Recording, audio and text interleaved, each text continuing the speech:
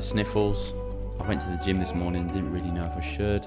It's hard to know what the right thing at the moment is because I haven't actually got any sort of like coronavirus related symptoms, but also I don't really feel great. I've got the sniffles. So not really sure whether I should be going out or anything like that. It's like that, but also if you do have the sniffles, it's not like you can just stop working and stop everything, can you? I got in here after the gym. I lay down in that chair for a little bit and just went to sleep, to be totally honest. I sort of lay down in there for about 45 minutes and had a little nap because I felt very tired after the gym. Recorded now, going home to edit this. I'm gonna go on the bed.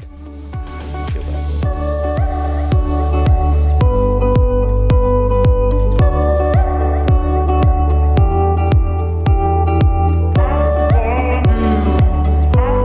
So where are we now? Wednesday evening, just finished, stayed late, did an extra haircut and a sort of shaving ASMR style video for YouTube, and did that as like on the house. I think it's so important to try and do extra little things like that. So obviously sort of in exchange for him letting me video the shave, did like a free haircut on the house for him.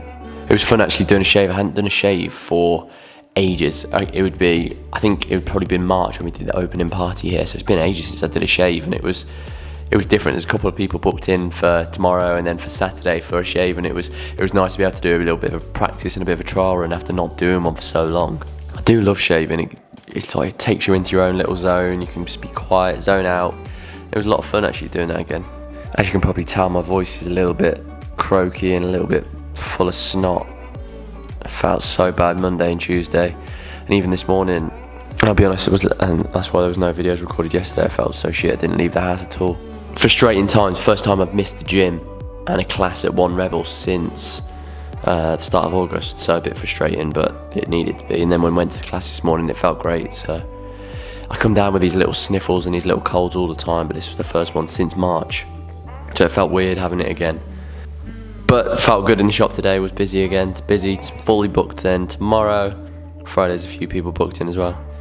Confirmed with the PR company today that the ad that we're shooting, they want it to do like the ASMR style sort of shaving stuff, so that's gonna be interesting seeing how that pans out.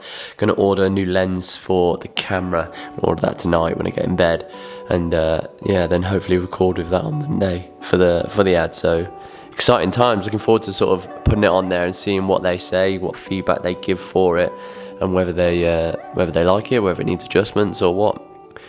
It's the only thing they'll be able to adjust is the editing of it though, because obviously I'm not going to be able to reshave myself in that time before it goes again, so they better like it because they've got no other bloody option.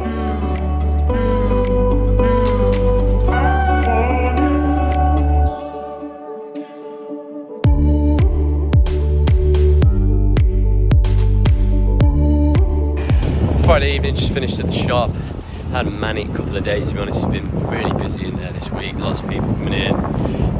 Great to be busy, and at the moment obviously it's so unknown sort of if it's going to be quiet, whether it's going to be busy, and sort of when it is busy you want to make sure to take advantage of it. But no lunches again for the last couple of days, so I sort of then at the end of the day now I just feel so tired, and it just hits me.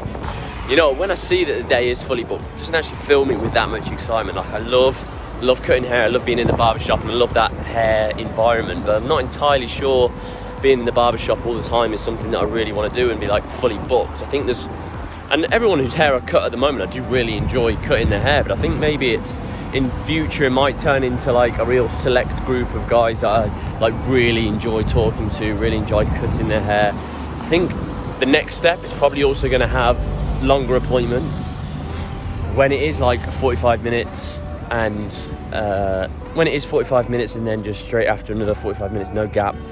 And sort of, I don't really feel like it's enough time to really talk to that person, and I feel like I have to be on it all the time. And to be honest, like people, not every haircut takes 45 minutes or takes an hour, but I want to have that sort of bit more of a leisurely feel with it, and something that it's not like feels like work. I want something to be really enjoyable, something that I look forward to, that I can look forward to having the chat with them, and I just so happen to be cutting their hair as well. And then spend the rest of the time doing more content, because I feel like that is much more the way my life is heading, the way I sort of kind of want it to head as well. And it's up to you whether you decide that that's the path that you want to go or not. I think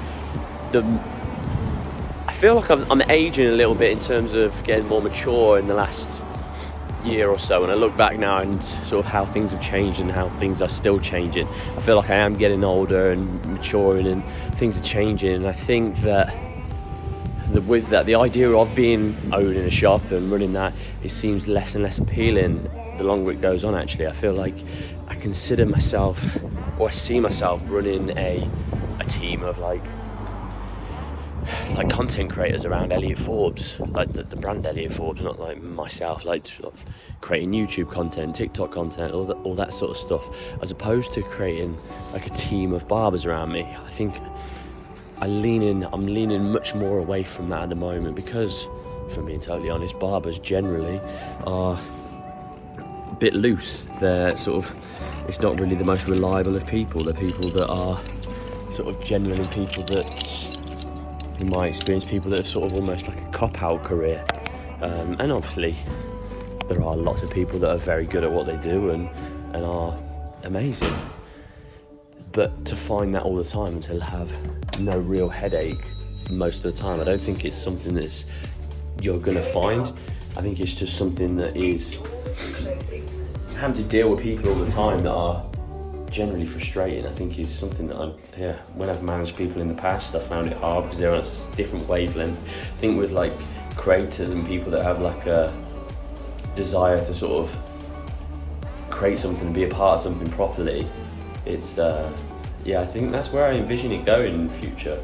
I do sort of picture it carving out a little bit of a different path than, say, a barber. So it'll be interesting seeing where the journey takes. I am tired now. I'm gonna go and have myself a little protein shake. Just got in through the door. Here's my little Catajunia on the sofa, looking all cute. And have myself a little protein shake, recover, and then full day in the shop again tomorrow. So